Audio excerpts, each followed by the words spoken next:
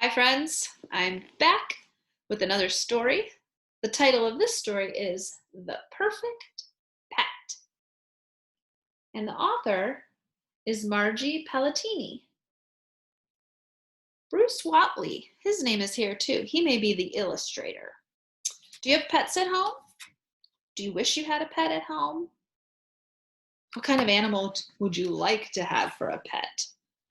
Let's find out what this story suggests is the perfect pet. Elizabeth really wanted a pet. Her parents really did not. They gave her a plant instead. Mind you, it was a very good-looking plant as far as cactuses go, and it had quite a prickly sense of humor. Elizabeth named it Carolyn, which seemed to suit it just fine. It was absolutely no trouble, and it was a very good listener. Snuggling was a bit of a challenge. However, Elizabeth did manage a quick hug now and then. Elizabeth really did like the plant, but she still really wanted a pet, and she had a plan.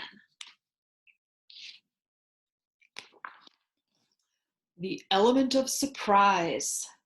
So, how about a horse? Huh? What? Who? Said Father.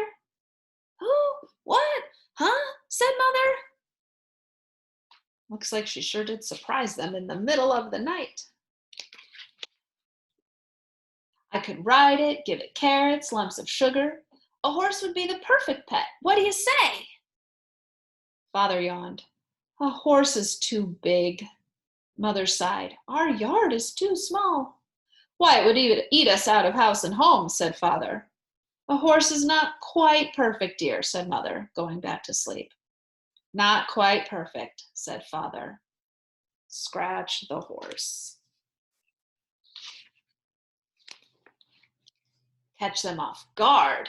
What about a dog? Huh? What? Who? Said Father as he stood in front of the mirror shaving. Who? What? Huh? Said Mother, peeking from behind the shower curtain and dripping soapy water.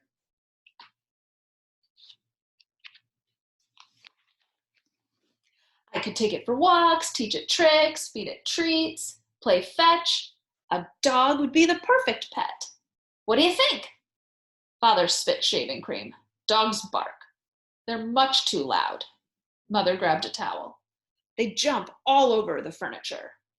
A dog is not quite perfect, Elizabeth, said Father as he shaved. Not quite perfect, said Mother from the shower. Forget Fido.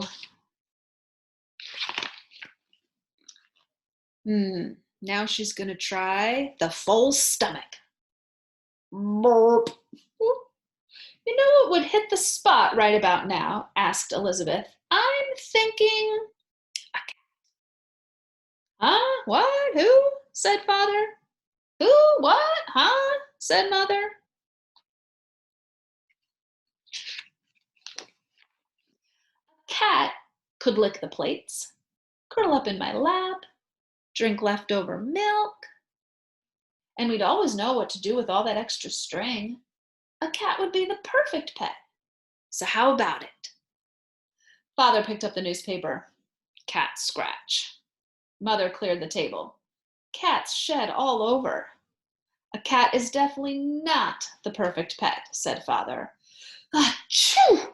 I'm sneezing already, said Mother. Cross off, kitty.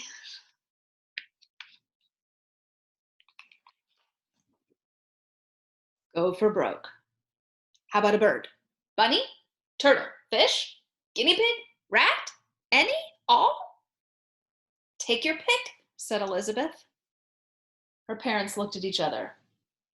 Nope, afraid not. Not quite. Too fishy. Don't even go there. What's left? Elizabeth moaned. Oh my, she really wants a pet. Her parents really do not, do they? Doug. Who's Doug? Elizabeth was thinking she would never ever find the really, really perfect pet when, what do you know, she really, really did. In fact, she almost stepped on it. Right there on her rug, a bug. Elizabeth picked him up. She held him in her hand, looked him in the eyes. He wasn't too big. He most definitely wasn't too loud. He couldn't jump on the furniture, didn't scratch, didn't shed. And how much food could he possibly eat? He was the perfect pet. Carolyn totally agreed.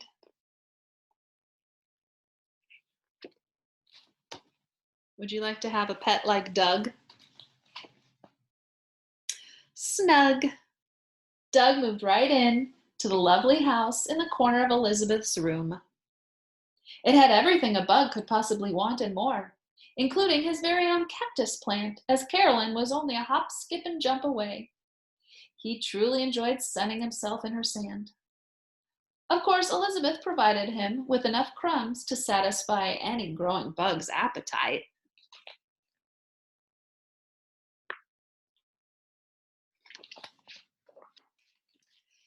As expected, their relationship was a tad different than usual.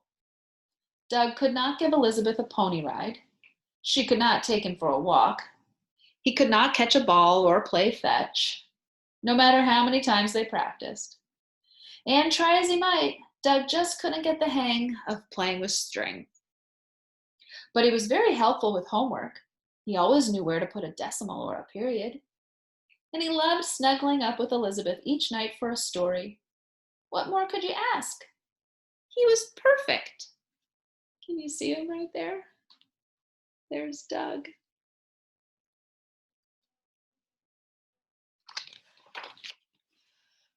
Unsnugged. Uh-oh, what will her parents think? With all those crumbs and plenty of sun, Doug drew by leaps and bounds. He was one big healthy bug, and then some. The only trouble really came one Saturday morning many weeks later.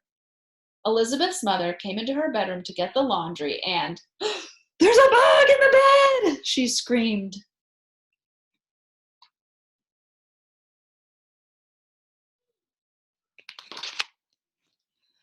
"Bug!" shouted Father, ready to swat. "That's Doug," said Elizabeth protectively. "He's my pet." Her parents looked at each other. "Pet?" "Pet," said Elizabeth. "Just like you wanted. He's not big like a horse. He isn't loud like a dog. He doesn't jump on furniture, scratch, or shed, and he hardly eats a thing." "But a bug?" asked Father. "A bug?" repeated Mother. "Doug," said Elizabeth. "And he's perfect."